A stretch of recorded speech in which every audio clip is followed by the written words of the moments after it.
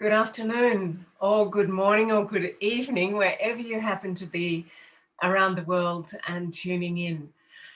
My name's Carolyn Ward, and I look after the coaching and leadership area of the Portillo Festival. And today I'm having the great privilege, the great honor of sitting in conversation and interviewing someone who I've admired, someone I met during the last year of lockdown. So COVID was a gift for many of us in many ways, and also very challenging, as we know, for many people. But one of my gifts for 2020 was to meet the amazing Scherto Gill. And Scherto has agreed to explore with us today the whole area of how music influences us as individuals, as human beings in life, and taking it very particularly from her own experience as someone who loves music. When I invited Scherto, she said, "Oh, I would love to." She said, "I love classical music. In fact, I often feel guilty that I don't have a relationship enough with other areas of music because I just love classical music so much." So welcome, Scherto. I'm going to introduce you. Thank you for joining us from your home in Brighton in the UK. Scherto is a senior fellow at the Geran Hermes Foundation for Peace Research Institute, an international think tank that's based in the southeast of England. She's an associate lecturer at the University of Sussex and a research fellow at the Harmony Institute, the University of Wales, Trinity, St. David. Amongst her projects is the Collective Healing Program, developed in partnership with UNESCO. It aims at healing the wounds of the past, ending structural dehumanization, and building holistic peace and co-flourishing. Wow. So they all sound like just extraordinary words of someone who's very peaceful, who's all about bringing this kind of harmony to the world. And I know, Scherto, that your calendar is absolutely jam-packed full, from one meeting to the next, to chairing these think tank initiatives, to hosting forums in Iceland, in different parts of the world. And so thank you for making the time to be with us in your busy, busy day that is about bringing our world back into harmony. So thank you so much for being with us. No, thank you. And the pleasure is all mine. And it's indeed a great honor to join you, Alex and Alexandra, and the other musicians in this such a wonderful and most inspiring music festival. I really look forward to the rest of the program. Thank you, Scherto. So I know you love music, and you have a son. We were just talking with, Alejandra was talking with the conductor Kent Nagano, and I know that your son studies music, and that many of his companions, although he's not planning to be a professional musician, but as a mother and an educator, how do you understand the importance of music? Kent Nagano was saying his mother, a mother of an immigrant child, so he's from Japan, his parents from Japan, and she believed that classical musician, for 2 hours a day he would have to study when he was 4 years old, that would build discipline, even though his mother never thought he should be a musician. It was too precarious, but here he is doing so brilliantly well. How do you understand music from the point of view of the formation or the development of a human being? Did you study music? Caroline, this is a huge question. Well, I have to say that music has always been an important aspect of my life and my well-being. I think I inherited love for music, especially for classical music, from my parents. From my mother, I have, as a child, my mother tend to spend all weekends playing classical music to us in the house. She played the piano, and but mostly she played orchestral music. And I remember when I was very young, I was able to sing some of the orchestral pieces, just humming along from beginning to the end, because we just heard it so many times.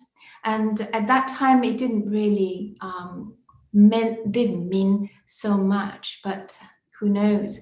For the rest of my life, I have loved all the music I have been listening to since I was a child. And from my father, my father loved singing, and he loved singing all kinds of songs.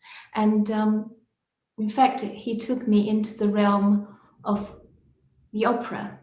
I love the opera. I love the drama, the theatrical, the performance, the fact that it is such a form of art, combining so many different things together.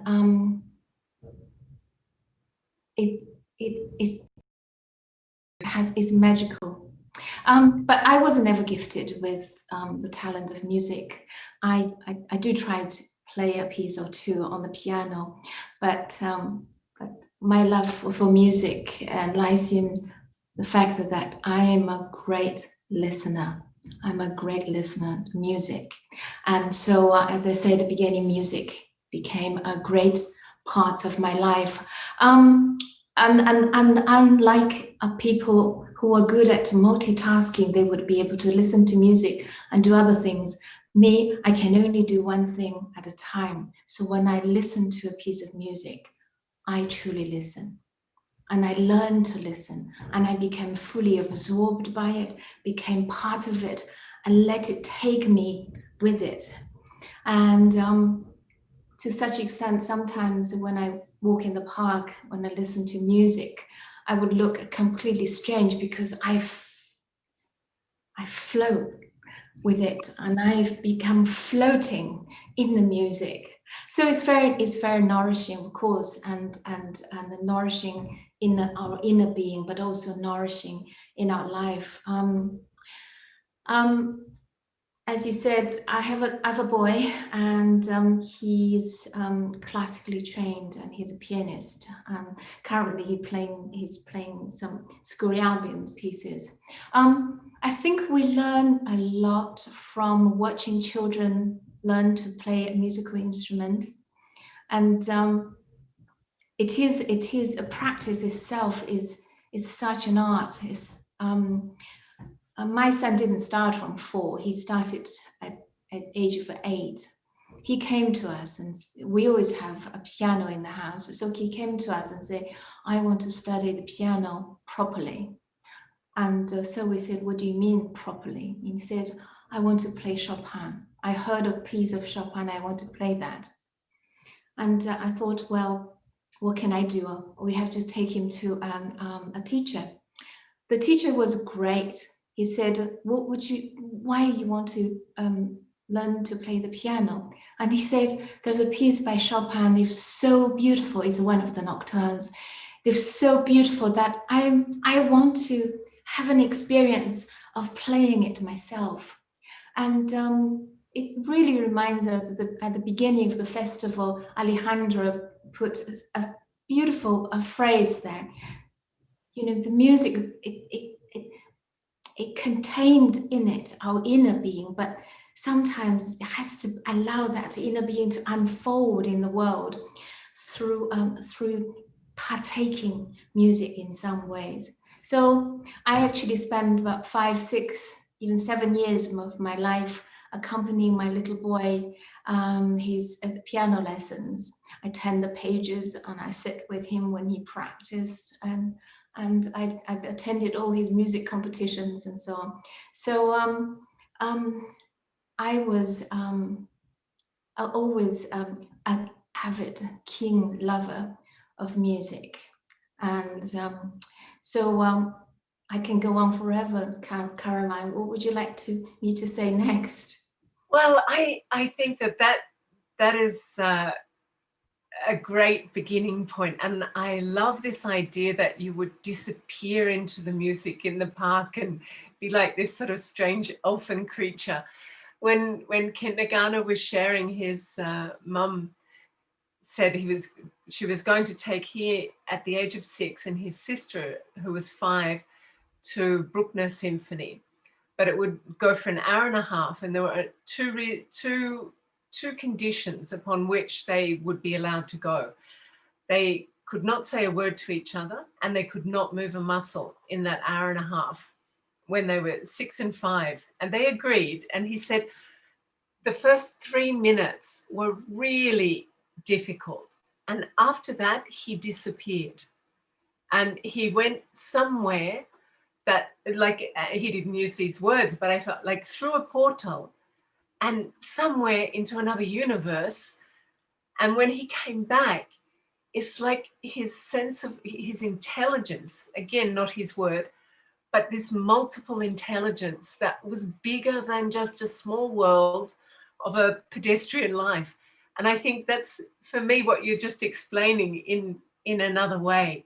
And so beautiful, like just glorious at the expansiveness, where music can truly take you if you really listen. And he talked a lot about hearing and listening. And so maybe let's do a little segue now over to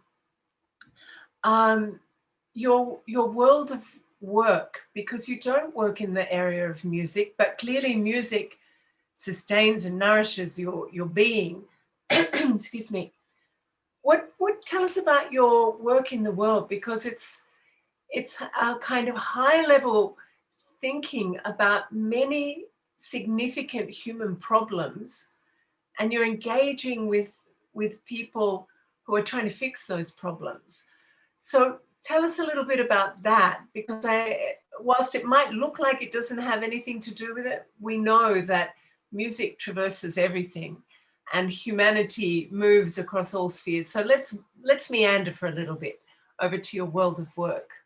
Okay, well, as you already introduced, my professional home is the Garan Hermes Foundation for Peace, which is a global think tank. I also have adjunct positions and a couple of universities where you mentioned.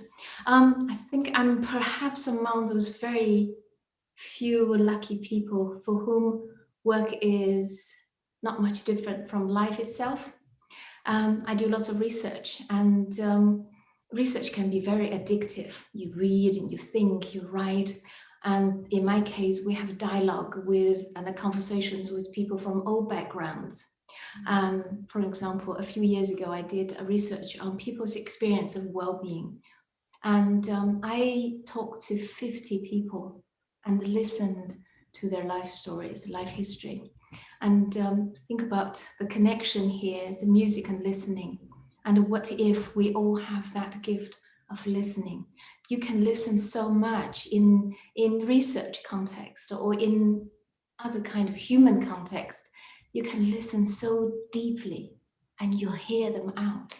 So yeah, so that's one aspect of my work is research. And the other aspect of my work is teaching mainly supporting students or teach peace-related subjects, but also supporting students' thesis. And I often feel that I learn more from the students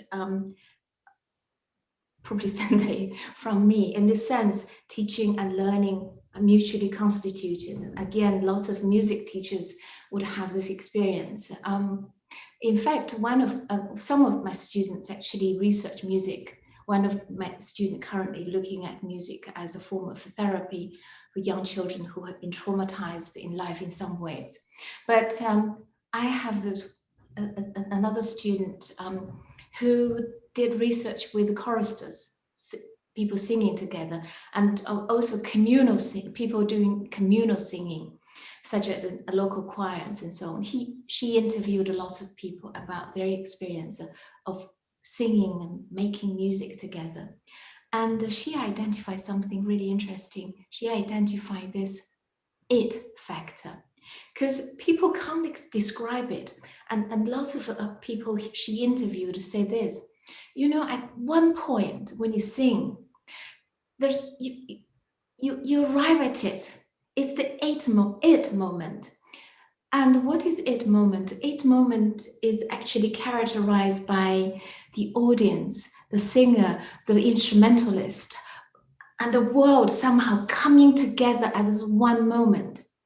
And that's I really loved that research that student did, and just shows that we tend to leave that it moment behind, as life is so much full of work, pressure, and so on.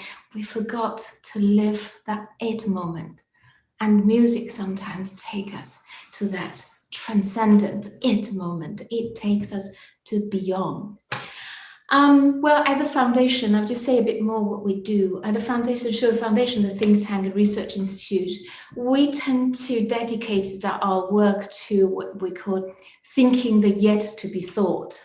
What distinguishes our work from other think tanks is perhaps we tend to prioritize questions rather than just answers.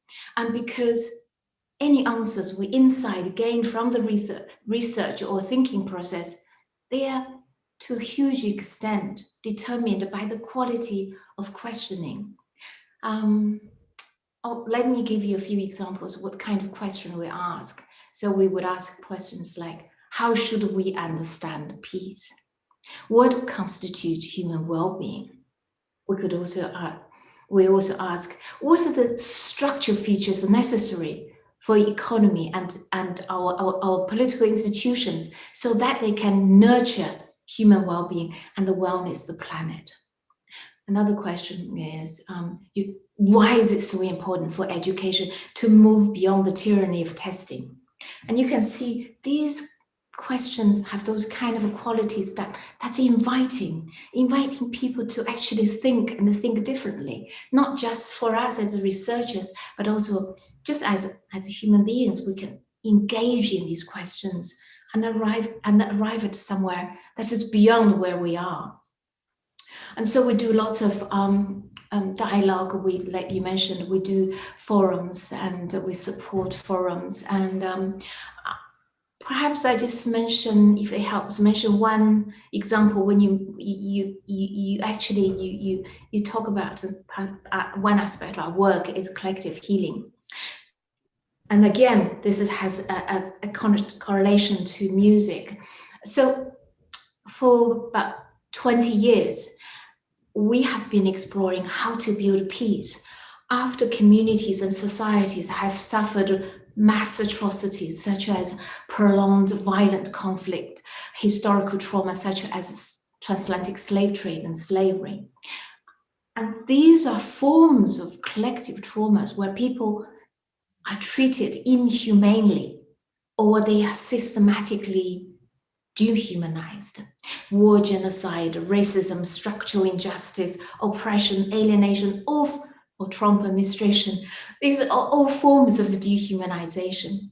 So our research highlighted the imperative of healing, not just at the individual level through therapy or inner work and spiritual practice and so on, but also collective healing in the communities with a view of building trust, restoring the disturbed relationships, and reassuming a shared sense of belonging.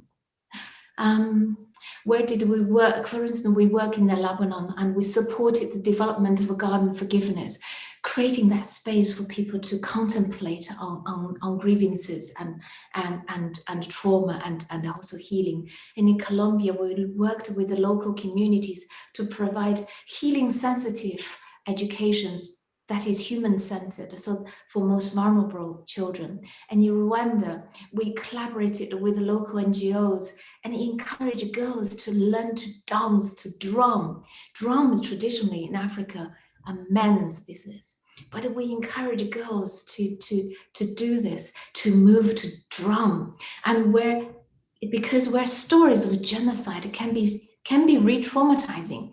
Whereas using art, music, dance, and movement, these communities can engage with the healing in a safe place, safely.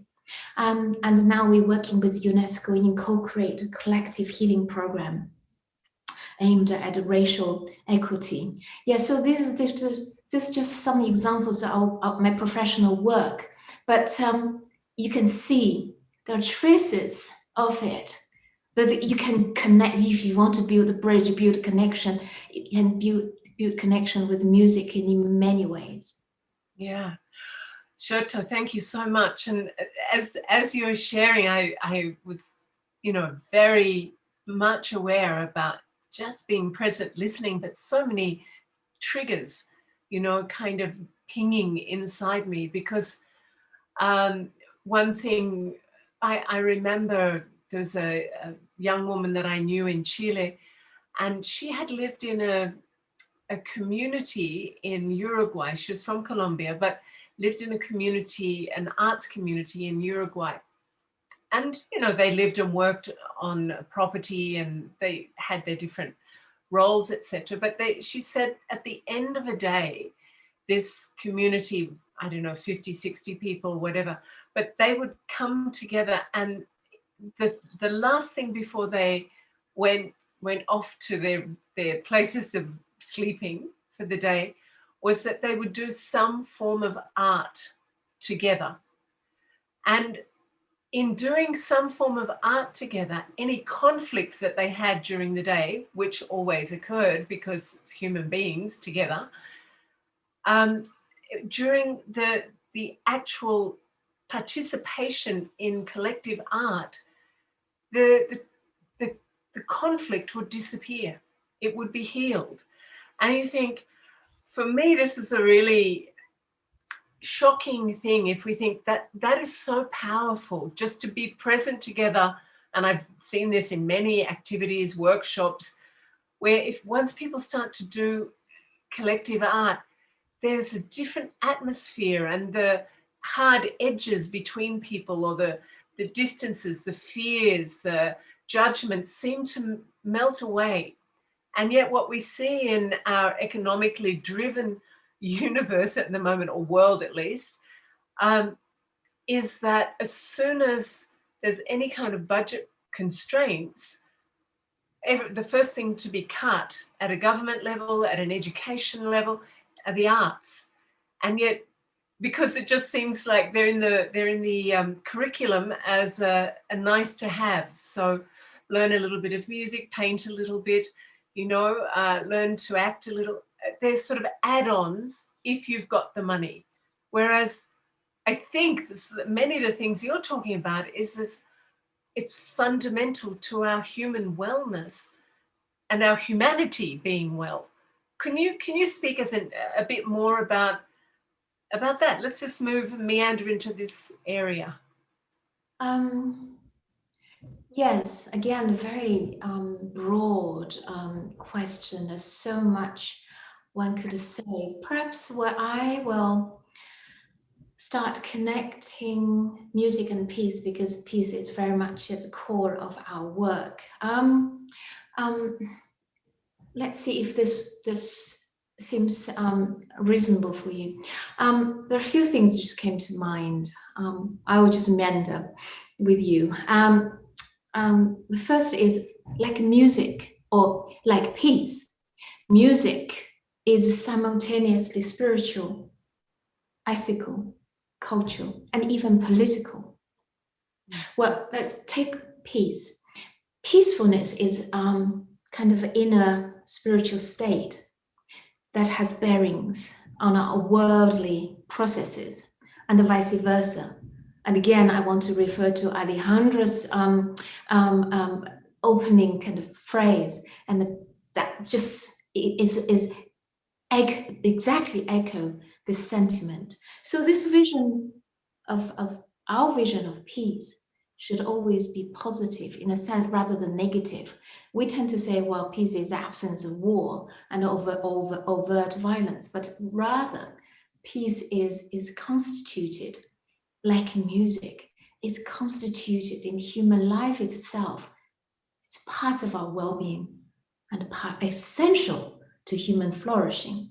In a sense, like music, peacefulness is rooted in a collective consciousness through which we recognize and experience the spiritual nature of our being. In other words, being human in itself is spiritual, and therefore being human is worthwhile, valuable, and intrinsically, regardless of who we are, where we're from, or what we are, what we do, and so on and so forth. So to be able to perceive human being, ourselves and others, including other probably sentient beings on the planet in this way, is constituted in a fundamental form of dignity, respect, and love. And in some ways, we can say similar things about music. So,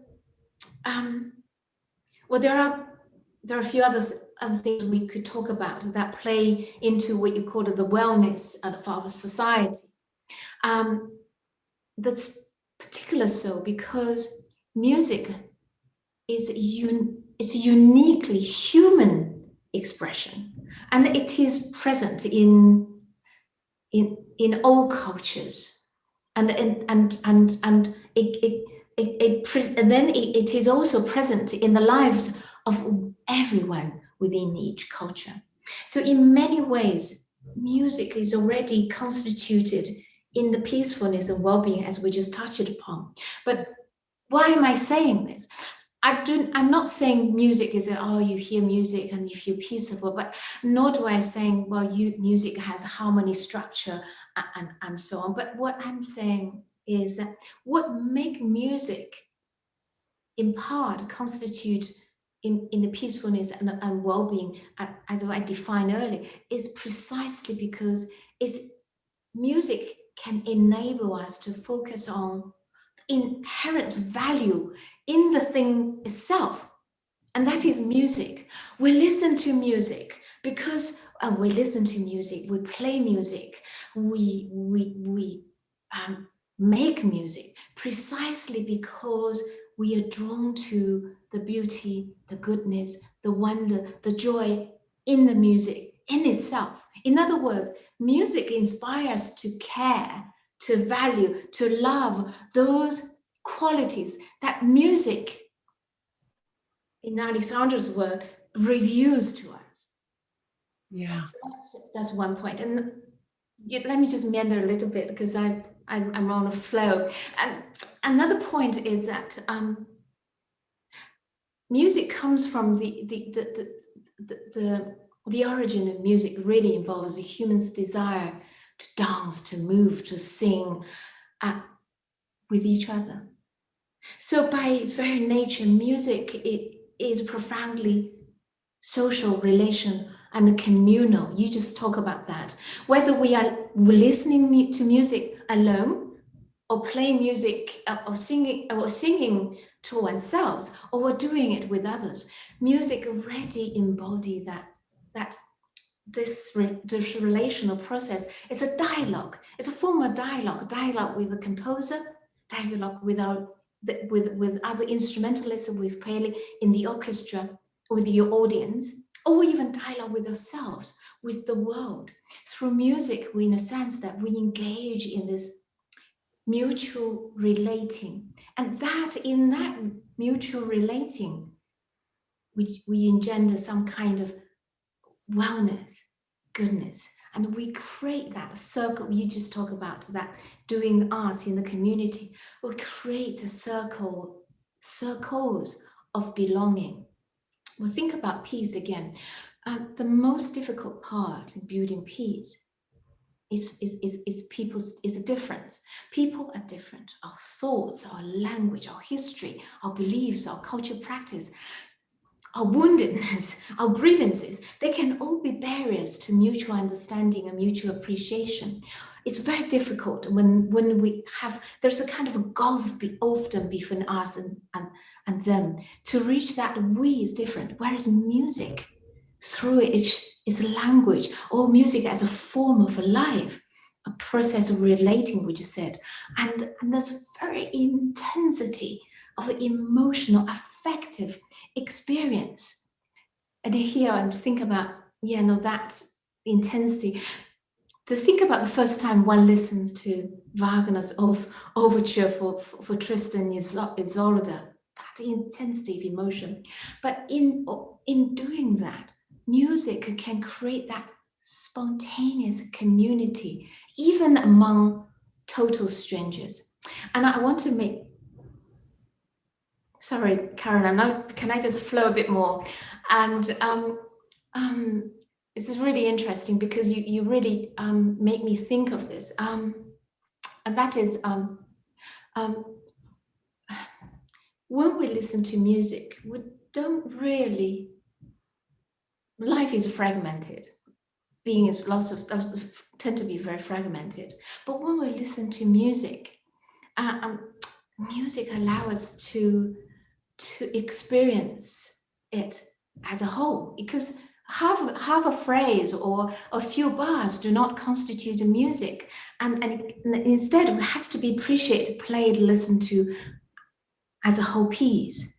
And that, again, that sort of Benjamin Zander had a very well-known TED talk when he said it's but one batik playing. So in a sense, you don't play music as a sort of fragmented way, but you actually sing it as a flow. But in that flow, you really, like you said, there are conflict, there are tension, there are contradictions. Music's full of that. But that is a mirror of life itself, because life is full of ebbs and flows of conflict and tension among things. It doesn't mean these things are bad. Music over a way to allow us to experience these conflict, tensions, oppositions towards continuous transformation, take it to another level. So in a sense, music can be transcending. It allows us to experience that wellness, but that wellness is not given. It's actually is an effort. Is almost like a collective, as a striving. Sorry, Dr. Wow. Yes. Wow. Look, Scherto, many things in there too. I think we need hours here. I remember a story a friend told me. So talking about music in a sense as a metaphor, of a vibrational metaphor, and the fact that the music is wavelengths, vibrational and wavelengths, and human beings, we also are wavelength, vibrational beings. We know that we can feel when someone's coming at us and they've got a certain vibe going on. We feel that. So I love this idea, and I'll come back to my friend in a sec, but I love this idea that in a piece of music, there's intensity, there's resolution, there's uncertainty, and it all sits in there.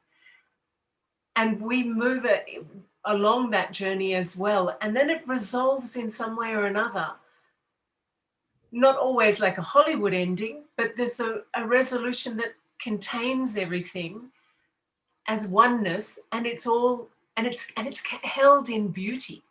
I think this is a really important thing too, that somehow even the intensity, the dramatic, the Wagner, but there's a beauty that becomes transcendent. So it speaks to the spectrum of us as human beings, that we don't have to stay in the conflict. We can move, and we can move to those higher frequencies, if you like, and resolve in the beauty. And I want to just share this one story that a friend told me. Alejandra was conducting the Bach's Passion of St. John one Easter, and she's always on time, and this friend, and she was late, and she was stressed because she was late getting to the concert. She got there just in time to go in before the first movement, but she didn't have time to go to her seat. So she had to sit at the back between two strangers, not with her friends. And she said for the 2 hours, and these three people, strangers, a man and a woman either side, for the 2 hours, they didn't move. They didn't go out in the break at all. They just sat there. And she said, we didn't say hello to each other. We didn't talk to each other. We were in this bubble that took us into, she said, I felt like we became like brothers, like we became like soul community, if you like, through the music taking us to somewhere that made us belong there together. And she said it was the most exquisite, amazing experience. Afterwards, she never saw them again. She wouldn't know them in the street, but it changed her, and it changed the way that she was with other people, to know that there was another territory that was shared, that went beyond differences, that brought them into union. So I think this is a really beautiful gift of classical music, especially too, I think. I don't know if you want to respond to that. We kind of covered that. Or I know that at the beginning you talked about, you said, in a way, you said, and because music is love. And I know one of your current projects is that you're sitting with some really interesting thinkers and leaders around the world and having dialogue about love. And I think let's touch on that topic before we close, because we've got about another 5-6 minutes, I think. And I know you would have much to say. And whilst, I think there's a lot of cynicism about love in the world today, a lot of narrow understanding about love as well. And also, it is perhaps still the greatest longing in the human being to live a life that is full of love, though I think a lot of people give up on it as unattainable. So I would love if we could explore love, and if there is a relationship with music, then beautiful, for the last 5 minutes or so. Yes, okay. I was just thinking when you talk about this, interestingly, classical music, by classical music, I know you don't really mean classical music in the 19th century, but you talk about the music tradition, probably Western music tradition as a whole. And it's interesting, some music can be very divisive. If you sing a national anthem, there can be certain kind of patriotic feeling towards it. But Western classical music, well, one can also look at from Adorno's perspective. You can overly politicize it, but think about young people playing classical music from Bach to Sibelius and so on. We partake in a tradition and a legacy, and this legacy doesn't belong to anyone. It doesn't mean that when you play Bach, Bach is German inheritance, or you're playing a Debussy, and the Debussy is a French inheritance, but you partake in the human legacy. So it is in a sense that a human legacy of love, because in music, as we just talked about, music take us to that it moment. And that it moment, what is that it moment? So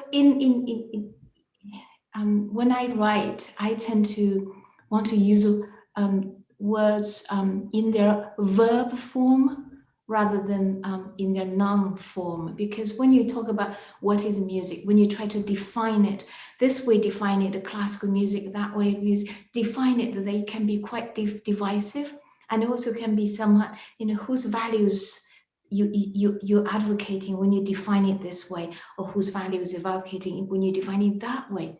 But what if you talk about these notions as verbs?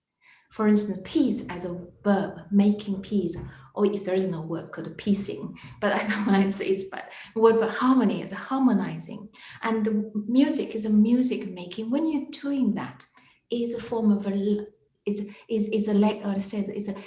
allow us to actually to live on and carry through the legacy of love. And now, when we think about love, we can also use the verb form. So love, instead of what is love, who loves whom, we could say love is a process, is a valuing. Like music, when we talk about when we listen to music, do music, make music, we are valuing those inherent values in music, that is beauty and goodness and transcendence and so on.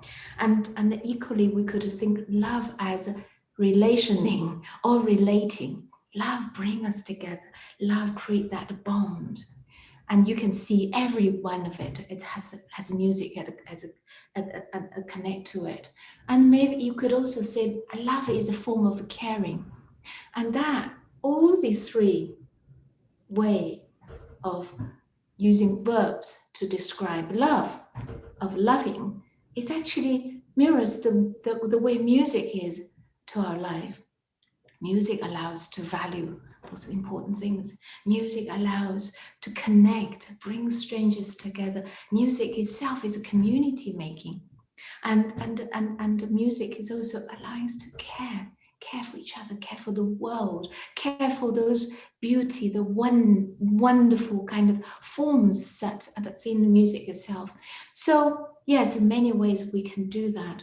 And I think today, in terms of all the problems and the crises humanity is confronted, from the planet, from the ecological, from the pandemic, from the humanitarian, economic, and so on and so forth, it's a time that we turn to a paradigm of love, and music and all art has a central part to play in it.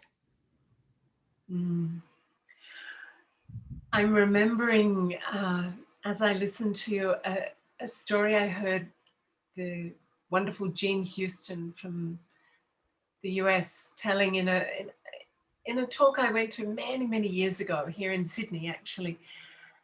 And she said that she'd been invited to go, I think it was to Malawi or one of those East African countries, that a small village that had gone through terrible drought, really just terrible, debilitating drought on their community. And the men had all gone off to the cities to find work.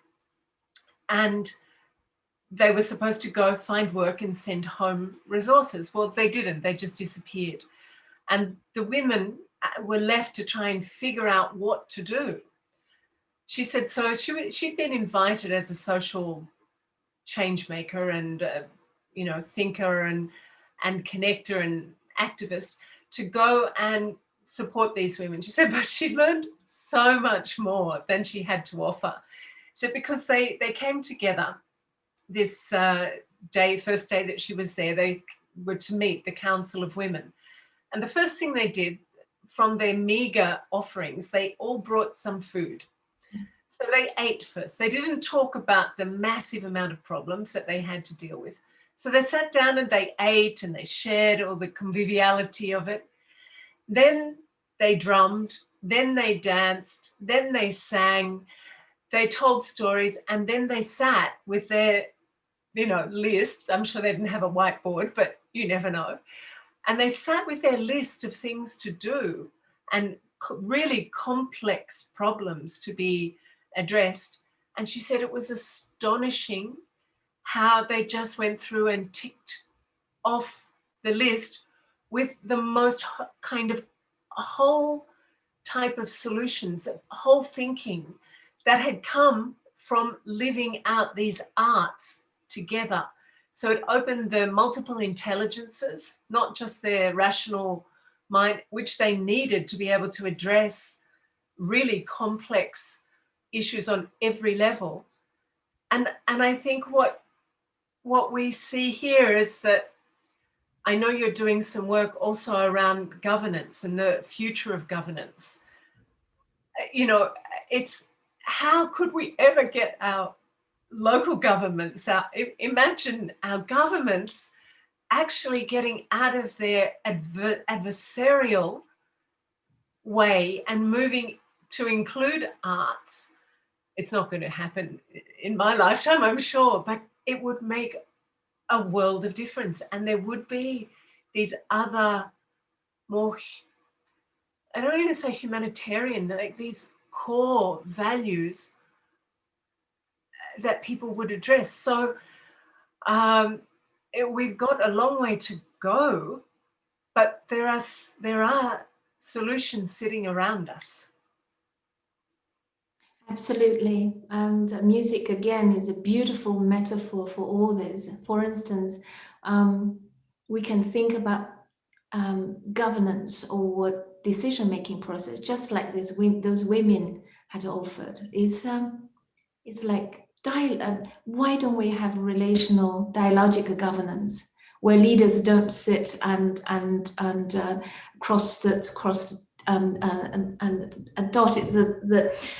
put T's and dots on dotted the I and across the T's and so on, but more of have a dance. Dance is good. And dance is in fact a metaphor of dialogue. And what if we involve, and music is a form of collaboration.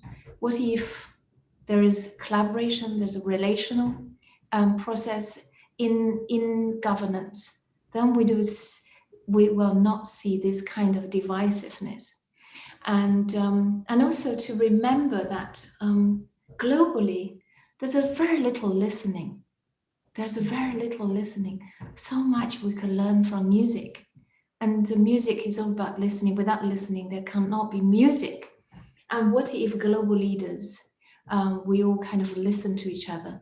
And one of the best phrase that I learned was when often you come to young people's forums, you invite elders as the keynote speakers. And this particular forum I attended, and the elders said, we are keynote listeners. We are here to offer our ears. We want to hear what young people think. What if global leaders have learned the art of listening? And also, what if music, the other part of music, silence, pauses, silence are very important in music making and just making music so full of wonders. And what if we all learned to dialogue, to listen, and also to experience silence together? And that would make our world much better from either governance perspective or just life itself. It's when we do that, like those women that Jean Houston observed, we become a community of mutual belonging. Scherto, I think that is the perfect note, if you like, to bring our conversation to a close. Thank you so much. I knew this would be a rich conversation. I didn't realize it would be so rich. And, you know, a big part of the design of this festival was to bring in these conversations just before we go into the concerts that were not specifically from musicians, that reached out into the complex interconnectedness of our world and our humanity. And I think this is a beautiful, delicate, powerful conversation to have begun with. So thank you so much for your generous spirit and bringing all of yourself and so much of your wisdom to bear in this beautiful conversation. No, thank you for this gift of conversation. Thanks so much. Okay, so I'm going to hand back now to the festival. I know that we've got a few minutes before the concert happens. Ali will be with us to introduce tonight's concert, and go and do what you need to do, get yourselves ready. before we listen to some beautiful music again and move into another space, stratosphere. Thanks, everyone.